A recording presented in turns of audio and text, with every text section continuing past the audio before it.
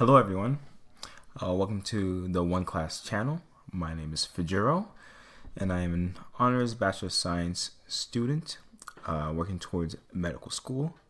Today we'll be going over some commonly asked questions, specifically in chemistry at both the high school and college levels. If you need further help or just some tutoring, you can definitely check in the links in the description below. And with that, I hope you're having a wonderful evening so far. So let's get right into the questions for this session. So let's start with question 1. How do you calculate the pH of acetic acid?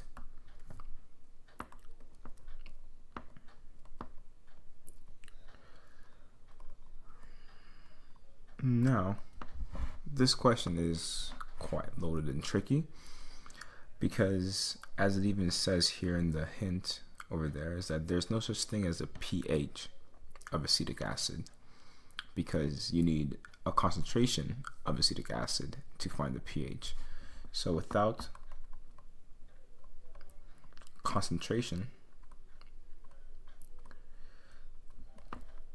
you can't find pH. The reason being is because pH is more like of a complicated function in the sense that represents the concentration of hydronium ions. So like H3O, some people also just say protons as well, like the H plus. The point being is that the pH represents the concentration of these, either or, not both at the same time, depending on how you want to note it, at a certain scale. 0 being very concentrated in hydronium and 14 being like there's none, like it's as basic as it can get. But that's the scale that we usually use. Technically, there are ways to go beyond 0 and 14, like in the negatives and stuff, but we don't really talk about those because those start to get like a little bit weird. In this case though, we're talking about acetic acid. Now, what is the need to know about acetic acid? Acetic acid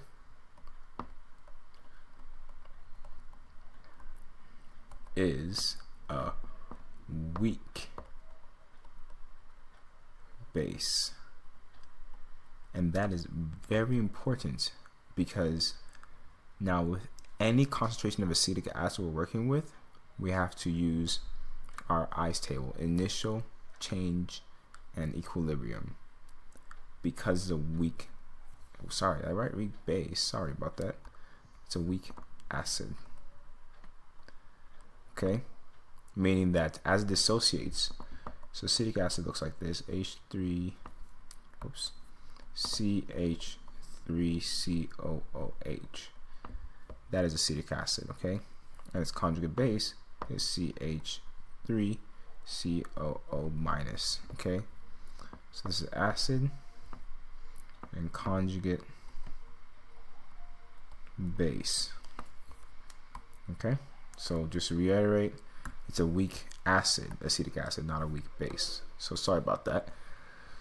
So now we have this information here, right? And when I say weak acid, it means that when you put this in water, H2O, it dissociates, but not completely. You will still see, well, C in quotation marks, but CH3COOH will not dissociate fully to form that and H3O plus. So most of the acetic acid will stay as acetic acid instead of its conjugate base. And for reference, and also an example, a strong acid like HCl, once you put that in water, it separates completely. Like there is no HCl still floating about, little to none, because it's just that strong at dissociating. That's why it's a strong acid. So now knowing it's a weak acid, right? That's how we actually get our, well, we don't get our Ka value directly from it, but that's how we're able to visualize our K value, which is our dissociation constant. So dissociation constant that's less than 1 usually means that it's going to be a weak acid. It's a strong acid to start going into dissociation values that are greater than 1. In fact, yeah, that's usually how it goes. So if you have like a K value of 1.5 times 10 to the negative 4, this is going to be a weak acid, most likely. So that's how it works.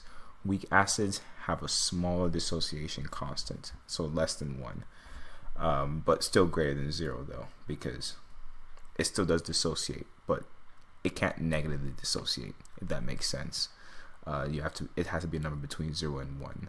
It can be very tiny though, like to the negative 20, for example. That's just a lot of background. And the reason I'm mentioning this is because for this, luckily in the question, when they're answering, they do give us the constant, the dissociation constant for acetic acid, but usually like maybe you have to search it up, or it's in your textbook, or your teacher provides it. So with that being said though, they say that the K value for acetic acid is 1.8 times 10 to the negative 5. So right there actually supports what I'm saying, that when it's a weak acid, the dissociation constant is less than 1. It's really tiny. Okay, so now you're probably wondering, we've gone this far, but you haven't really answered the question of calculating the pH. Well, that's how we introduce the ICE table, the initial change in equilibrium. So first things first, we want to really write out our full equation for acetic acid dissociating. So what we have is CH3COOH plus water, that's the equilibrium it's in. Most water is not aqueous, it's just liquid. And we do this sign because it can go, the formula can go either way. And we get CH3COO minus plus H3O, also known as hydronium. Okay, and that is your acid complex. So with that, K, okay, the formula for dissociation constant is equal to the concentration of products, okay, over reactants. And now the way we, in a sense, label these is just the conjugate base. So we have the acid here. In fact, I'll erase this first so we have more space. We refer to the acid as HA, okay? We refer to the base as A minus because it lost the hydrogen, and refer to the H3O as just H3O plus, okay? Remember how I said that K is products over reactants? So you have A minus, okay, times H3O over reactants, HA. And you were given the K actually. The reason why I'm setting this whole question up is because remember what I said about pH?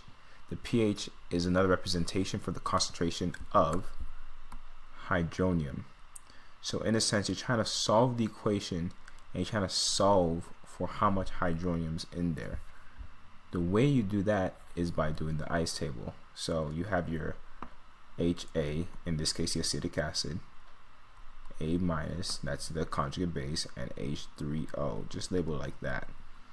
And for questions that say you put in a certain amount of acetic acid, that one, you know that it's some value. They just call it A for now, okay?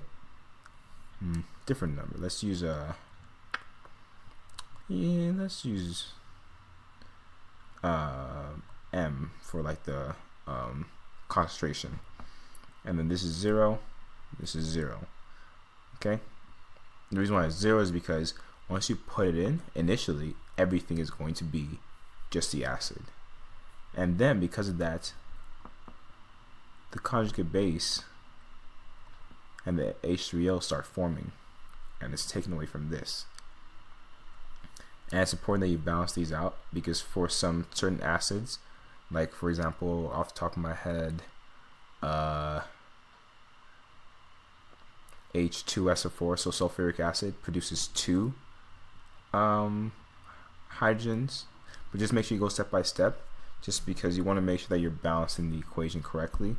The good news is that when you're doing acid and bases, they typically lose 1 hydrogen at a time.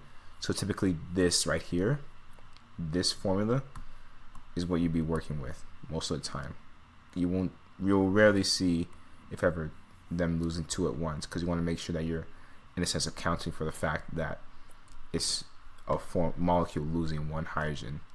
And also the second hydrogen that's going to lose, like if it was sulfuric acid, for example, the K value dissociation is even lower, because if it's already hard to get rid of one, it becomes even hard to get rid of the second one. So with that, let's just continue. Here in the equilibrium, we'll have m, so some number minus x, and then x here. So that's what we have as the equation. Okay, so now in this scenario where you had a big concentration to start with, m minus x, okay, because the K value is so low, so you have to use a rule of kind of like in the thousands. So what that's pretty much saying is that if your concentration, so m in this case, is greater than 1,000 times of the K, then it's negligible. Okay, it'd just really be m. So exactly, if we have 1.8 times to the negative 5, if I said my concentration to begin with was 2 moles or even 1 mole, that's like 10,000, almost 10,000 greater than the K value. So it pretty much is just m by itself. So the equation you get is x squared over m is equal to K. And that is only scenarios where if it's greater than that. If it was lesser than 1,000, then you would have the K is equal to x squared over m minus x. The reason why this is important is because this here requires a quadratic formula to solve, because once you rearrange everything, you realize you have like a full equation of like x squared plus x minus m, stuff like that. But this one just requires just you know, the square root. Okay, so just things to look out for, and I'm really just breaking down this question as much as possible, because exactly like as it says, you can just find the pH of it, but these are the typical steps you take to find the pH of acetic acid once you're given concentration of the acetic acid. So you do that and you solve for x, and then as a last thing to find pH, you do the formula where it's negative log of the concentration of your acid. And there, this right here is all the information you need to find out the concentration of acetic acid. And this does apply really to every acid. If they ever ask you to find the pH of any acid, you can use these steps here, and you just make sure that you organize accordingly and use the right method based on how high the concentration is. So I'm just going to scroll through slowly, so if you want to take a screenshot of any or anything like that, that way you have it. Okay, so let's just see what they did here as well. So they used the ICE table, which is what we talked about, initial change equilibrium, and they use C, they show it, plus x minus x, and you see here exactly x squared C minus x, and now they say as long as the initial concentration is significantly higher, usually we go by like the 1,000 rule, as I mentioned here. Okay, then you can ignore it as they did here, and that's what they did. They kind of just assumed it, which is perfectly fine as long as you're acknowledging that it is significantly higher. So what they're showing here is, you know, when you rebalance the equation, solving for x, exactly, so K times that concentration, and you square root it to be able to get the x value. And then you do the negative log of concentration of acid. And yep. So in this example, they gave 0.035 moles of acetic acid.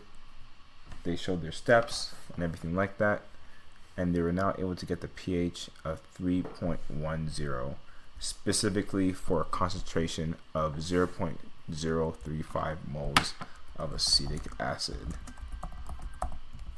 So this is correct. We'll move on to the next question. And excuse me as I quickly grab my calculator.